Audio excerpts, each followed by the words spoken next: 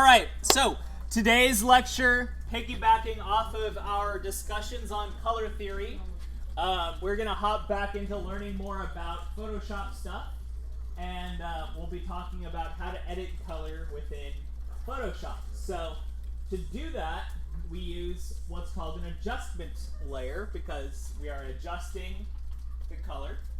So it's an adjustment. And then adjustment layers are adjustments that are stored as a layer in the layer panel.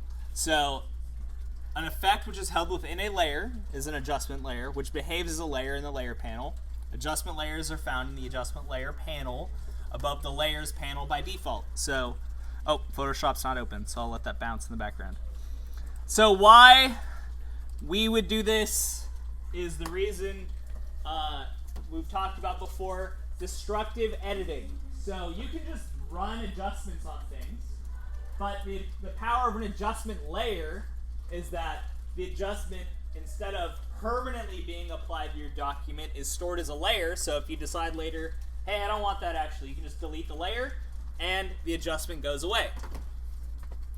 You can clip them to things so that they only affect specific layers. You can edit their masks so that, say, the color only affects a specific area, things like that. So let's take an example. Okay, so we got this. If I were to say go to my adjustments layer panel, so that's up here. Okay. Oh. Alexis, that's you. Okay. So in the adjustments layer panel, I could go in here and use a brightness contrast one and mess with it here. And you'll see that I have a layer labeled brightness and contrast. Hey, Connor, can you close those doors? Connor, can you close those two doors, please? And Millie, could you do me a favor and close this door here, please? So what I just did is stored in a layer in my layers panel. But also, if you went under the image adjustments, let me turn this off. I could do the same thing, except it's now permanent. There's no layer to turn off. It's just permanently baked into my image of SpongeBob now. So that's why we use these adjustment layers found under the adjustments layers panel, because they behave like layers. You can delete the layer, you can clip the layer, you can mask the layer. You're going to be doing a lot of masking with these adjustment layers in a minute. So now what we're going to be using, to change the colors of the costumes on our characters is the HueSat. So the HueSat is a... What's up? There was a thing in the door. Oh, for sure. So a HueSat, standing for hue and saturation. I always call it a HueSat. You guys probably just call it a HueSat. So the HueSat allows you to edit your hue, which is the color designation, the saturation level, so again, that's the vibrance of the color, and brightness. So that is how light or dark the color is. And that, since it is a layer, affects the layers that are beneath that layer in the layer panel. So let's say I have this. I'm going to make a new layer and just put a red squiggly line in here, or an S, I guess. And then if I go to my hue and saturation adjustment layer, which is the first one in the second row, you'll see it says hue and saturation when you hover over it. If I click that, so I have my properties here. If I mess with the master hue slider, you'll see that all of my colors have changed. But if I then go and move my HueSat beneath layer 1 in my layer panel, you'll see my red S remains red, while SpongeBob's layer is affected by the HueSat. So, again, we're doing things that are non-destructive, so the HueSat being in the layers panel is excellent. Now, you might have heard me just mention a second ago, I used the master hue slider to affect this layer. I'm going to just reset this real quick. So there are a few different ways that we can use the HueSat to change color. So the first methodology would be just editing what's called the master channel, which is simply, you're going to affect everything with this. So every color is going to be affected by the changes that you do. So that would be, that would be what I just did here, where I moved this, and you can see all of the colors on the SpongeBob image are changing. In fact, let me get rid of this S. Right? So now option number 2, editing by an individual channel. This gives you the maximum amount of control over the resulting colors. Changes made to a specific colored channel will only change colors within the range of that channel. So the red channel affecting your reds and bridging into your oranges and such. So let's take a look at that. I'm going to reset my HueSat. So where it says master, you can click and choose. Let's say in this case I'm going to go to blues because I want to change the background. And if I mess with this slider now, you'll see that a very specific section of the background is being changed. So things that it considers to be within the blue channel, which you can see, I guess by default you have to scroll down to see it in your properties, but you can always just drag the length of the panel so that you can see it at all times if you're interested. So you can see actually on here it's affecting a color temperature of 195 to 225. Not that I expect you to know color temperatures, but the point being is that you can see it's only affecting a specific range. So if I went into my cyans, I could now probably, if I mess with this, you'll see the rest of the background is changing because it's not in the blue channel, it's in the cyan channel, which is one of the two, both of those being primary colors in our two color systems, right? They're primary and secondary colors opposite one another. Being as it is, we're working on things that we're only going to look at on our computer, so we're dealing with RGB color, or the additive color system with light. But cyan, in that case, is my secondary color, blue being my primary color. So you have to affect both the cyans and the blues if you want to mess with the background. But I have also affected SpongeBob's eyes, not just the background. So selecting the mask on my hue and saturation, I'm going to just grab a black brush, paint black over his eyes, and you'll see that now the blue, or the settings for editing blue, do not affect his eyes, just the background. And if I go and go back to my cyans, let me make this, and so I'll just cycle through, you can see that that effect is not hitting his eyes at all.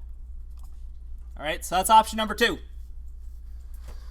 And then the option number 3, edit by colorize, completely overwrites the current existing color for the resulting color.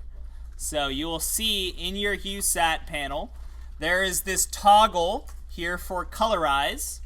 And when that happens, it's going to completely override any settings that you already have in here. And you'll even see that it says master, but it's actually just disabled or not highlighted. Because you'll see that now you can actually see my mask. Nothing is happening in this area because it's masked out. So let me just take my white and bring this back in real quick. So colorize is making everything the same color, but trying to preserve the tonal quality of it. So its value and saturation relative to what was there before. So I can make this super red if I wanted to. So those are your 3 ways of editing color. So you can either edit the master channel, which anything that's not masked out will be affected. You can either edit it by an individual color, so choosing a channel and then messing with the values that are, or the pixels that are in that value range. And then you have editing by colorize, which is just force override it to be a different color entirely. Alright, so the next thing we're going to talk about, so let me go ahead and at this time I'm going to bring in one of these characters. I'll bring in Sans. So you guys have 6 characters you're going to be working with for this assignment. And basically all you're going to need to do is edit their costumes to follow one of our 3 color relationships that we talked about yesterday. Analogous, complementary, or split complementary. So I'm going to go ahead and take my magnetic lasso tool and I'm going to go around Sans' shoe.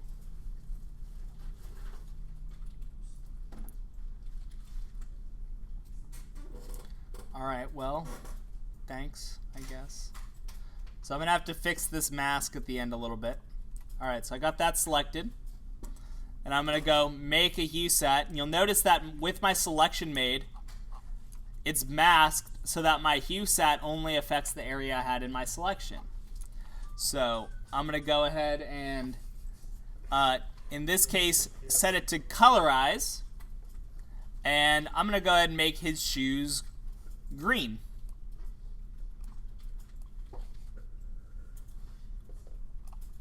Why?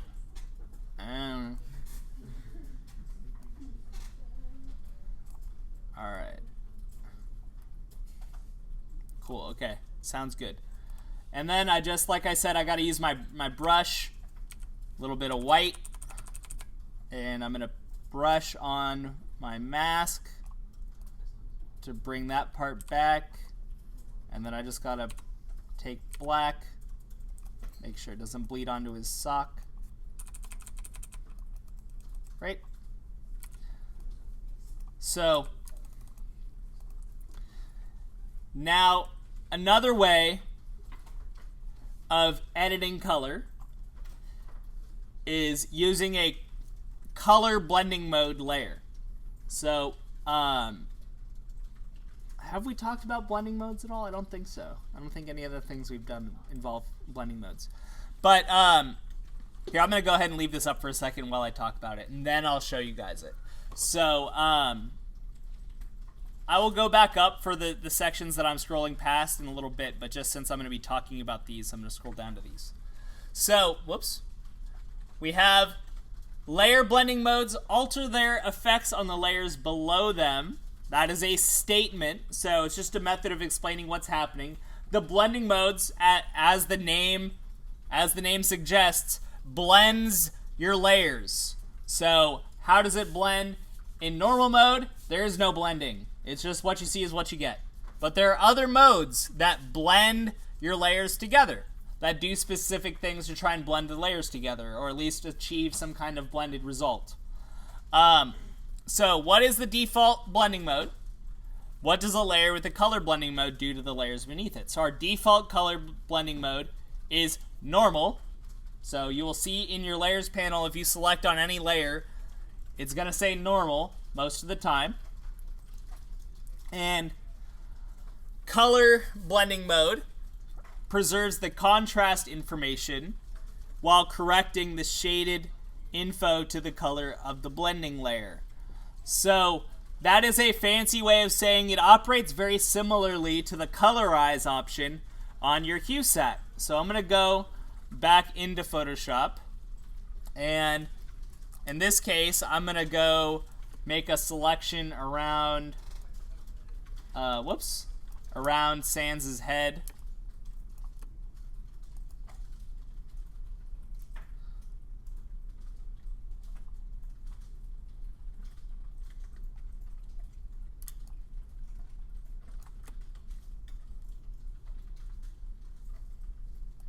Alright, so I have this selection made. I'm going to make a new layer and just mask that right there. And on this layer, I'm just going to take red.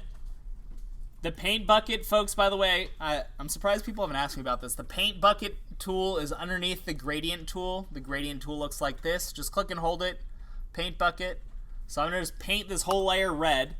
And again, it is masked to only his head. And you'll see here in the layers panel, here's my blending modes. So by default, again, default one is normal. So I could change this and scroll down. Scroll down. And towards the bottom, you will see color. Blame. And so when I zoom out, you'll see that it's now shading his face with this red. You can also mess with the layer opacity if that effect is a little too strong and try and knock it down a little bit. But yeah, and then also this one I would probably want to come back in and fix my mask a little bit around Sans' head.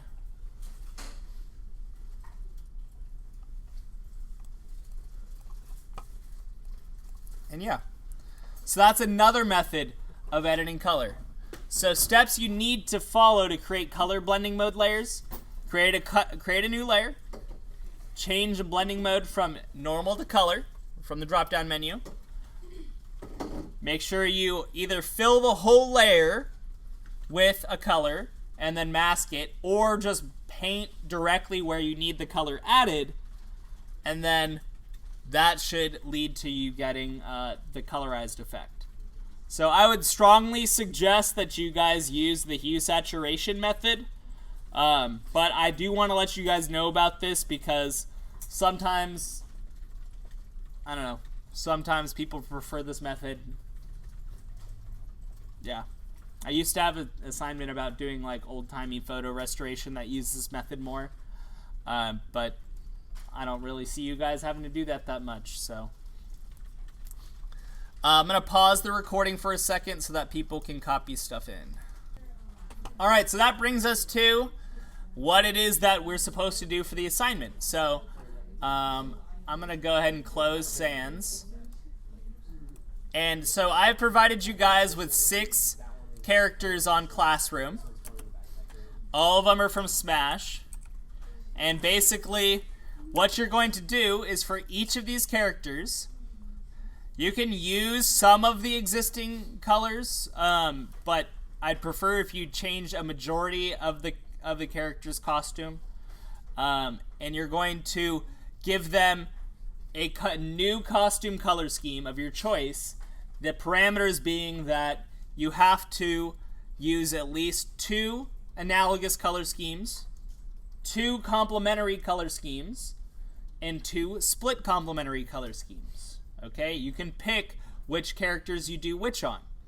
So for I'm using the male Pokemon trainer. So also, folks, you do not change their skin tones. Please leave their natural skin tones. When people turn in blue characters, I honestly, it gets so mad. I'm just like, do you actually think I'm gonna give you points? You're wasting my time.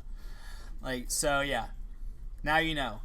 So I'm gonna start by actually getting his shirt. And also, this will give me an opportunity to point out something about masks to you guys. So, all right.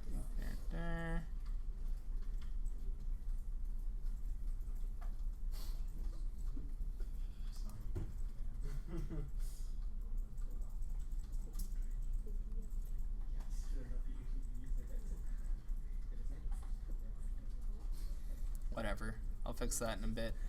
Okay, so I made this selection. I'm going to add a hue sat. And I'm going to go with, just for sake of ease, I'm just going to make an analogous color scheme using his blue jeans. So, I got this colorize on, and I'm going to go with kind of a navy blue, saturated a little bit more, make it a little darker maybe.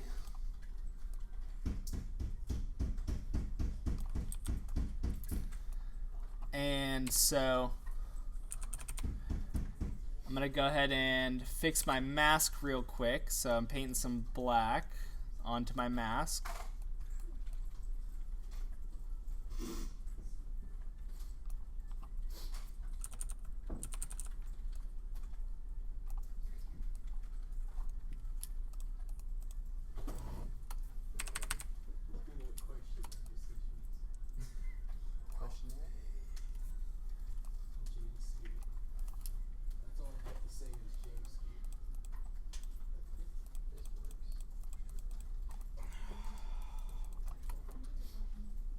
All right.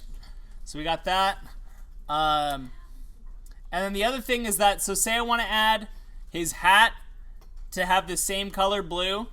You don't have to make another HueSat, folks. You can just select the mask of this. I'm going to go ahead and use my lasso again. Lasso around his hat. Actually, hold on. Let me, instead of getting the white on the brim of his hat, I'll just leave that alone. And come across the top here. And I'm just going to select the HueSat that I already made. Grab my brush and white. Make my brush pretty big. Add it into that mask. And then all I have to do is come back once my selection's gone. And also, folks, because it's a HueSat, it's not actually going to put color on areas where it's transparent. So I don't have to be super careful with this edge. I can just paint outside. Alright, so now I got his hat turned blue. The Pokeball you don't need to change to match his color scheme. I understand the colors the Pokeballs are. So I got his shoes down here. So instead of even making a selection, I'm just going to select the mask. And I'm going to just paint white on this mask. Whoops.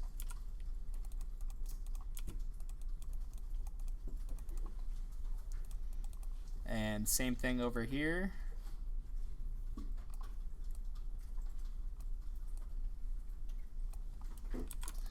And now we have a blue analogous color scheme Pokemon trainer. You could even go so far as to, I'm going to just make a selection around this and around the outside of his backpack. And then up over here. You might be saying, hey, idiot, you grabbed the part of his arm. Well, the good news is that, like a layer, when I put this other HueSat beneath this HueSat and colorize it, the one above it is going to override the one beneath it. So then I can go and make this I give him a purple backpack. Or like a lavender. And then skip that and that part.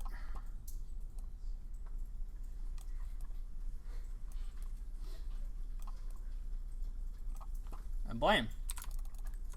Analogous color scheme Pokemon trainer. So again, you can choose whichever character you want and adjust their costumes in whichever of the three major color relationships that you would like, but you need to have two of each color relationship clearly depicted by your character's costume swaps. I should not need to guess which color scheme you are using when you're doing this. Hey, wait a minute.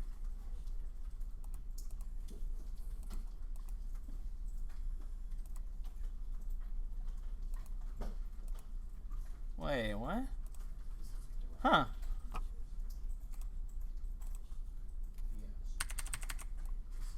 Why? Why is this colorize not overriding this colorize? Alright, well maybe you do need to be a little bit more careful than I was. So my phrasing was appropriate. I was an idiot. Huh. Interesting. This is my understanding. Whatever. It's not like I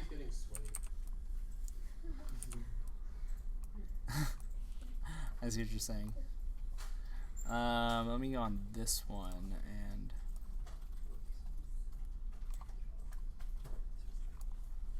so yeah, anyway, I'm just nitpicking at this point just to be a nitpicker, but there you go.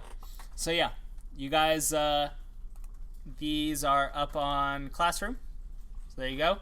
You got to do all 6, 2 of each. Go, go, go.